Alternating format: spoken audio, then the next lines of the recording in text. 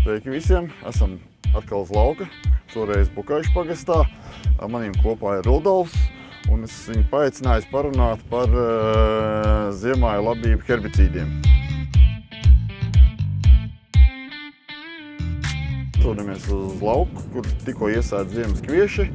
Un Rudolf, lūdzu pastāst, ko tev piedāvā nezāļu ierobežošanai ziemas kviešos? Šis gads tiešām nāk ar jaunumiem.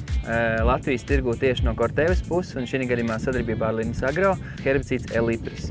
Unikālā lieta ir tā, ka viņam pienāk jauna darbīgā viela rudens periodā, ko mēs nekad ziemas kviešos vēl nebijām redzējuši līdz šīm Latvijā, tas ir Arilex Active. Un tad viņam vēl divas darbīgās vielas, kas ir flufenacets un diflufenikants. Un šī gadījumā mēs nosedzām tiešām pamatīgu spektru visos vindīglapos, un Arilex būs tieši tas, kurš iedos ļoti augstu efektivitāti attiecībā uz divdīglapu nezāļu kontroli un tieši uz sadīgušām un pat gana lielām nezālēm. Un kā ir lietošana? Vai Elipris tiek lietots viens pats? Mūsu aicinājums arī kopā ar Linas Agro būtu Elipri lietot kombinācijā ar kādu no prosulfokarbu saturošiem produktiem. Pēc, lai mēs pastiprinātu vēl vairāk efektivitāti tieši uz attiecīgām viendīglapas sugām. Jā, Rudolf, tu jau pieskāries nezālēm, tad varbūt sīkāk, kuras nezāles būs tās, ko Elipris ierobežos? Konkrēti viena varbūt jau divdīglapu nezāļu suga, kas ir rudzupuķi. Un šī gadījumā Arilex fantastiski atrisinās šo problēmu jau no rudens perioda, ka mums pavasarī nebūs tieši dēļ šīs nezāles jāveic kaut kāda attiecīga korekcija. Arilex mums ierobežos gan kumels, gan panātus, gan magonas un, sakot, notīrīs viss, arī pat citreiz cauraugušas jau lielākas divdīglapu nezāles. Bet attiecīgi flufenacets, diflufenikants un pielikties klāt prosulfokarbs mums fantastiski kontrolēs viendīglapas sugas.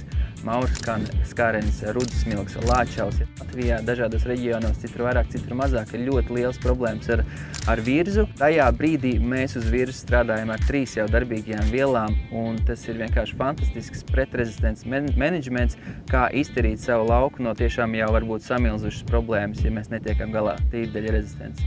Jā, un kā būs ar Clearfieldo rapsi, jo tā ir diezgan liela problēma labības sējumos. Pie šo darbīgo vielu kombinācijas tā problēma nebūs. Tiks kontrolēts Clearfieldais rapsis, tāpat skaitā arī parastais rapsis kā sārņaugs, bet šeit es tomēr aicināšu pievērst uzmanību, kādā stadijā šis rapsis jums ir. Kā būs ar pupām zirņiem, jo šobrīd diezgan paši tiek sēti zirņu pupas, un pēc ar visiem negaisiem un krustām noteikti zem būs pilna ar pupu zirņu dīkstiem.